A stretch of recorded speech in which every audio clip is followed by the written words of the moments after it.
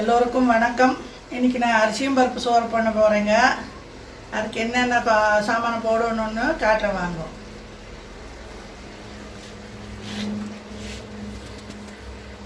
400 gram அரிசி எடுத்து வச்சுருக்கிறேன். 100 கிராம் அவரைப்பருப்பு, பூண்டு 50 கிராமு, 100 கிராம் சின்ன வெங்காயம், 3 தக்காளி, ஒரு 1.5 ஸ்பூனு சீரகம், சோம்பு, பட்டை, கிராம்பு எல்லாம் 2 போட்டு கொஞ்சம் நுணுக்கி வச்சுருக்குறேங்க. அதே மாதிரி சீரகம் 1-2 நுணுக்கி வச்சுருக்கிறேன். தாளிக்கிறதுக்கு 4 பச்சை மிளகா, கொஞ்சோண்டு வெங்காயம், கருவேப்பிலை, மல்லித்தழை, இஞ்சி, 1.5 ஸ்பூனு மிளகாத்தூளுங்க வீட்டில் அரைச்சது, மஞ்சள் பொடி ஒரு 1/2 ஸ்பூனுங்க. இதெல்லாம் போட்டு தாளிக்கணுங்க. இப்போ ஸ்டவ் பற்ற வச்சுக்கலாம்.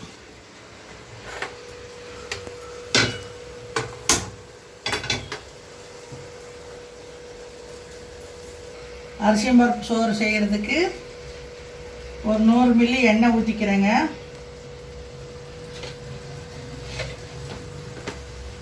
எண்ணெய் காயட்டும்.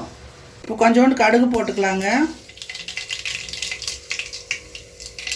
பட்டை, கிராம்பு, சோம்பு நுணுக்கி வச்சது அதுவும் போட்டுக்கலாங்க. 4 பச்சை மிளகா கீறி வச்சது. இப்போ வெங்காயம் போட்டுக்கலாங்க. வெங்காயம், கருவேப்பிலை,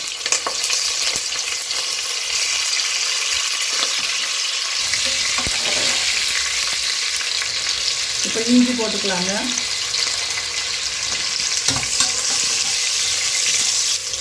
தக்காளி போட்டுக்கலாங்க.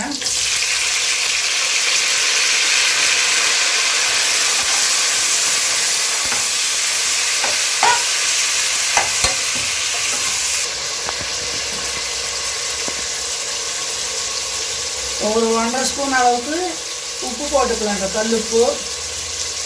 அப்புறம் மிளகாய்த்தூள் போட்டுக்கலாங்க. மிளகாய்த்தூள், மஞ்சத்தூள், சீரகம், வெங்காயம் எடுத்து வச்சு வெங்காயம் இதெல்லாம் லாஸ்ட்டில் தான் போடணுங்க, பச்சையாக.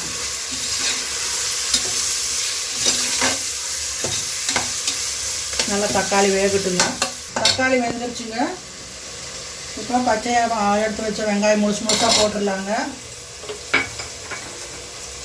பூண்டு,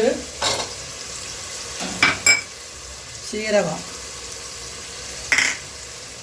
மல்லித்தழை ஒரு பெரட்டு அப்படி இப்படி பெரட்டிக்கலாங்க.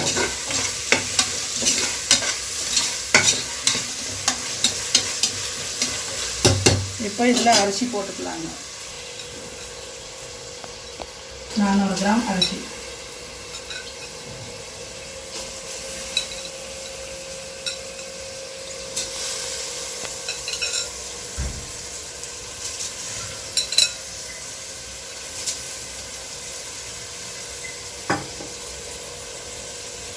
பருப்பு, அவரைப்பருப்பு 100 கிராம். இது கொஞ்ச நேரம் நனைச்சி வச்சுட்டு எடுத்து போட்டுருக்குறேங்க. அப்போ தான் நல்லா வேக ஒரே மாதிரி அரிசியும் பருப்பும்.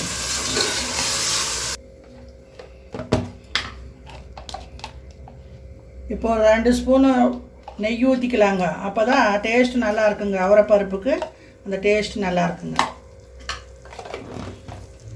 எங்கள் ஊர் பக்கமெல்லாம் இப்படி தான் செய்வாங்க. கோயம்புத்தூர் சைடெல்லாம், கோயம்புத்தூர் மாவட்டம் எல்லா பக்கமும் அரிசி பருப்பு சோறு அப்படிம்பாங்க. ஏழைகளின் பிரியாணி.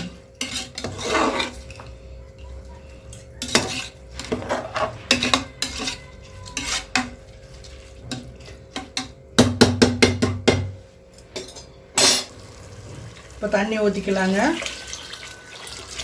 ஒரு சொம்புக்கு மேலே கொஞ்சம் ஊற்றினா போதுங்க. கொஞ்சம் கம்மியாகவே வச்சுக்கோங்க. எல்லாம் ஊறி இருக்குது இல்லைங்களா, அதனால் இன்னும் கொஞ்சம் ஊற்றிக்கிறேங்க. தண்ணி போதுங்க. இப்போ உப்பு பார்த்துட்டு மூடி வச்சிடலாங்க.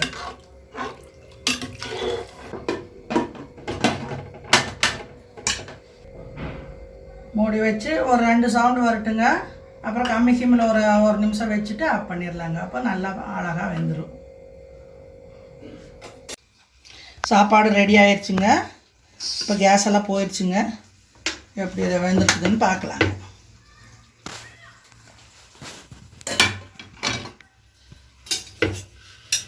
பாருங்கள் எல்லாம் இந்த வெங்காயம் இது பூண்டு எல்லாம் முழுசாக இருக்குதுங்க. அப்படி இருந்தால் தான் நல்லா இருக்குங்க. அப்படியே எடுத்து சாப்பிட்லாம். வேணுங்கிறவங்க தேங்காய் எண்ணெய் ஊற்றி சாப்பிடுவாங்க, கடலெண்ணெய் கூட ஊற்றி சாப்பிடுவாங்க. இதில் ஏற்கனவே நெய் ஊற்றிருக்கிறேன், அதனால் கொஞ்சோண்டு தேங்காய் எண்ணெய் ஊற்றி சாப்பிடுவாங்க. அரிசியும் பருப்பு சோறு ரெடி.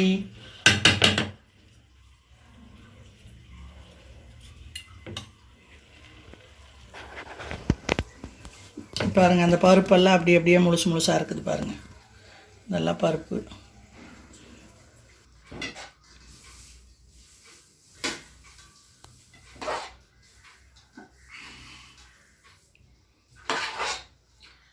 இது அம்மாவுக்கு.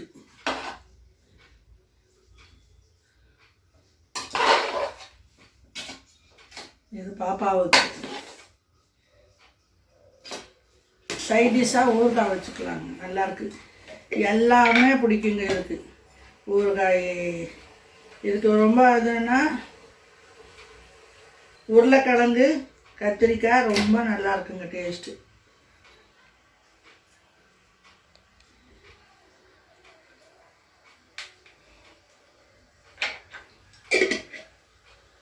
ஊறுகாய் தேங்காய் எண்ணெய்.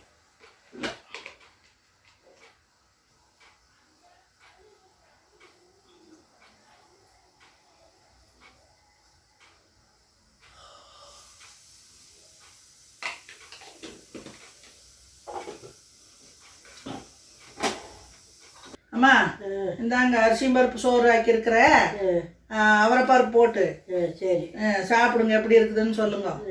ஏழைகளின் பிரியாணி. சரி, ரொம்ப நாள் ஆச்சு சாப்பிட்டு. இன்னைக்கு அரிசி பருப்பு சாப்பாடு. வீட்டில்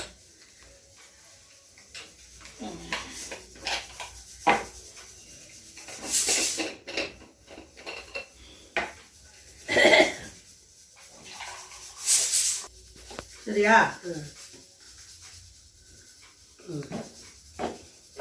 சாப்பிட்டு பாருங்க எப்படி இருக்குதுன்னு.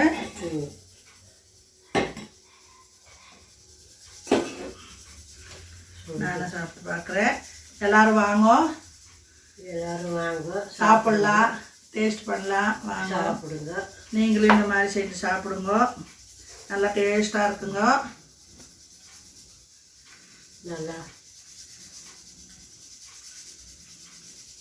நல்லா இருக்குங்க, சூப்பராக இருக்குங்க. அப்படியே வெண்ணெய் மாதிரி இருக்குதுங்க. வாயில் வச்சா. எண்ணெய் போட்டிங்களா? நெய் ஊற்றிருக்கிறேன், தேங்காய் எண்ணெய் ஊற்றிருக்கிறேன். சாப்பிடுங்க.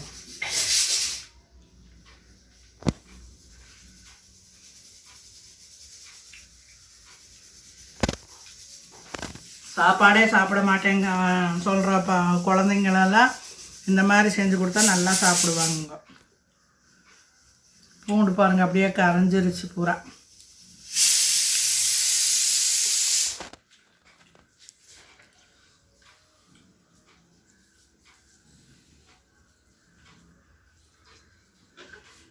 எங்கள் ஊர் பக்கமெல்லாம் நீலகிரி மலை பூண்டு வருங்க.